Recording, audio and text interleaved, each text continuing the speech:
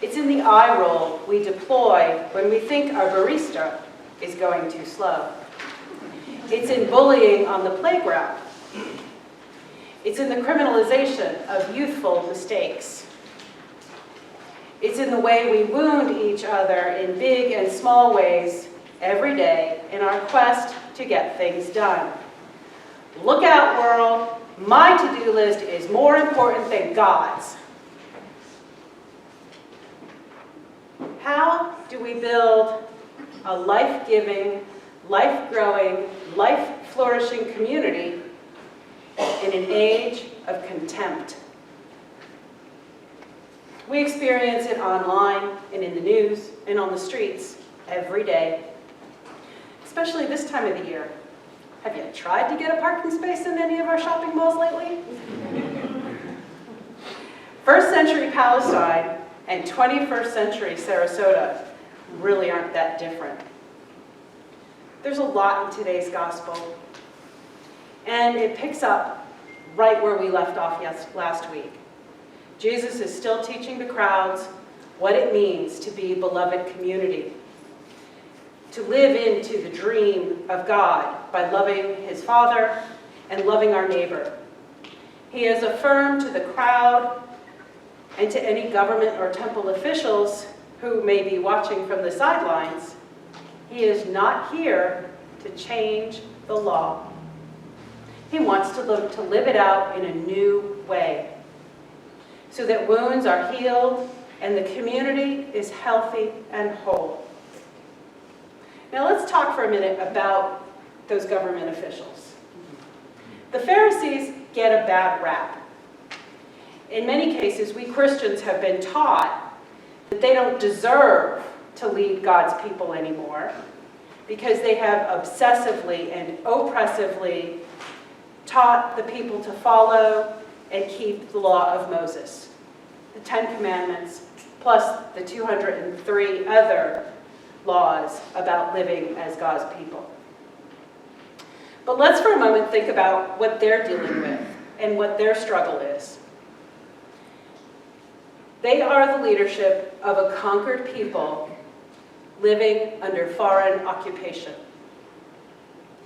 They may, in fact, fear that if they don't keep the people in line, what's going to happen? Exile. It's happened before. It could happen again.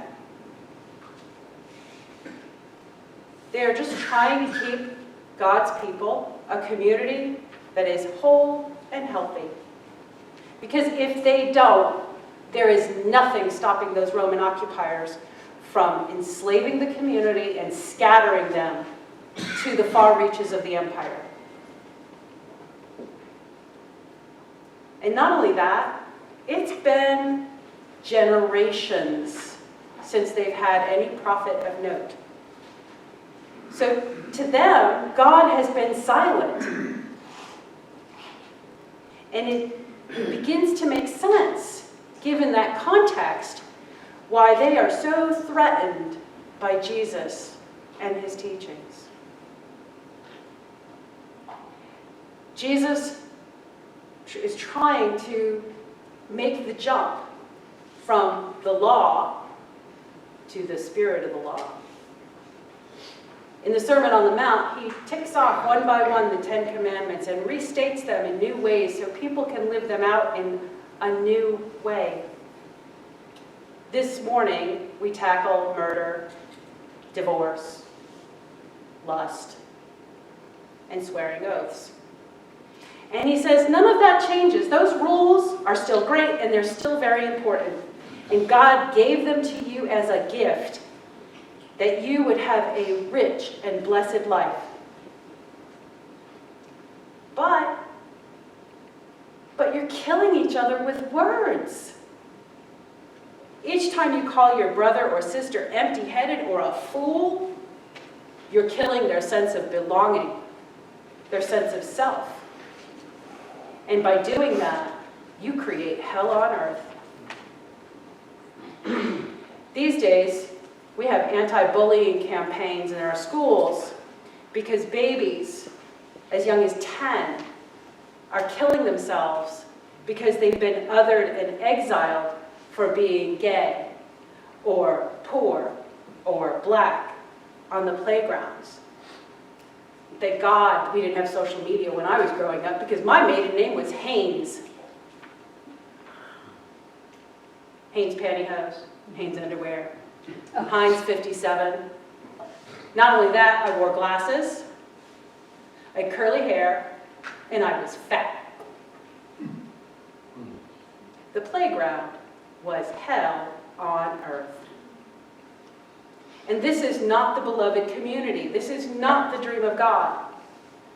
Jesus goes on to indict our wounding of each other in divorce, in adultery, and oath-taking. In the same way. It's like, don't make it so hard on each other. Divorce, in many cases, can be a very good thing for the health and well-being of a family. But it must be done with honor and integrity and making sure that everyone is taken care of. Abandoning a person you promise to be in relationship with because we think we found something better on a whim is not what Jesus wants. He wants everyone to be treated with dignity and respect. And he reteaches the law on adultery in a similar way. He's telling us not to exploit one another, not to use each other for our own selfish goals. Finally, he's taking on our word and our honoring of our commitments. And here's where the rubber meets the road. Here's where feelings and thoughts turn to actions. Yes and no are complete sentences. Jesus says if we make a commitment, stick to it. Don't qualify it with buts or ands. Don't try to dress it up to make it ourselves feel better or look better.